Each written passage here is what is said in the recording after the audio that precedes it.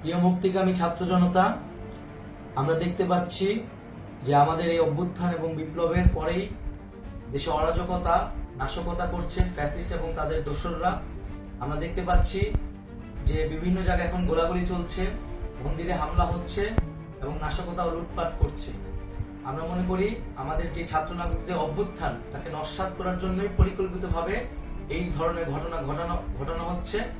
আমরা মুক্তিকামী ছাত্র জনতাকে সজাগ এবং সতর্ক থাকতে আহ্বান জানাচ্ছি এবং আমাদের যে অন্তর্বর্তীকালীন সরকার, আমরা সেই সরকারের প্রস্তাবনা 24 ঘন্টার সময় নিয়েছিলাম। জরুরি পরিস্থিতি মোতাবেক আমরা এখনই তার একটি রূপরেখা ঘোষণা করছি।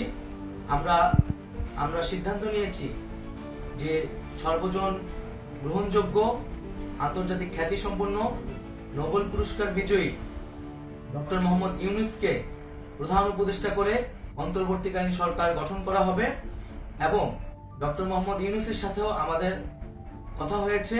তিনি ছাত্র জনতার আহ্বানে বাংলাদেশকে রক্ষা করতে এই গুরু দায়িত্ব নিতে সম্মত হয়েছে।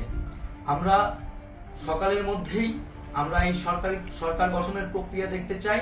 রাষ্ট্রপতির কাছে আহ্বান থাকবে যে দ্রুত সময়ের মধ্যে ডক্টর মোহাম্মদ ইউনূসকে প্রধান উপদেষ্টা করে অন্তর্বর্তীকালীন সরকার গঠন করা হোক এবং এই অন্তর্বর্তীকালীন সরকারের বাকি সদস্যদের নামও আমরা সকালের মধ্যে ঘোষণা করব।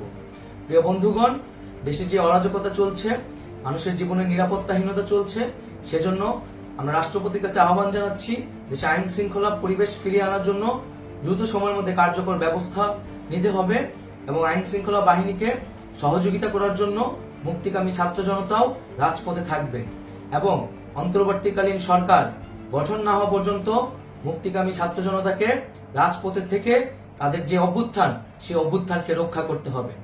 প্রিয় বন্ধুগণ, আমরা রক্ত দিয়েছি, শহীদ হয়েছি। আমাদের যে প্রতিশ্রুতি একটি নতুন বাংলাদেশ গঠন করার জন্য, সেটিকে আমাদের অবশ্যই বাস্তবায়ন করতে হবে এবং অবশ্যই ছাত্র জনতার প্রস্তাবিত সরকার বাদে কোনো ধরনের সরকার কিন্তু মেনে নেওয়া হবে না। আমরা বলেছি কোনো ধরনের সেনা শাসিত সরকার অথবা সেনা সমর্থিত সরকার অথবা এই ফ্যাসিস্টদের দোসরদের কোনো বিটিম সরকার কিন্তু আমরা মেনে নিব না। কোনো গণবিরোধী সরকারকে মেনে নেওয়া হবে না। ছাত্র জনতার অভ্যুত্থানকারী যে প্রস্তাবিত সরকার, অন্তর্বর্তীকালীন সরকার, যেটা আমরা সিদ্ধান্ত উপনীত হয়েছি ডক্টর মোহাম্মদ ইউনূসকে প্রধান উপদেষ্টা করে এই সরকার গঠন করা হবে, সেই সরকারকেই বাস্তবায়ন করতে হবে অবিলম্বে।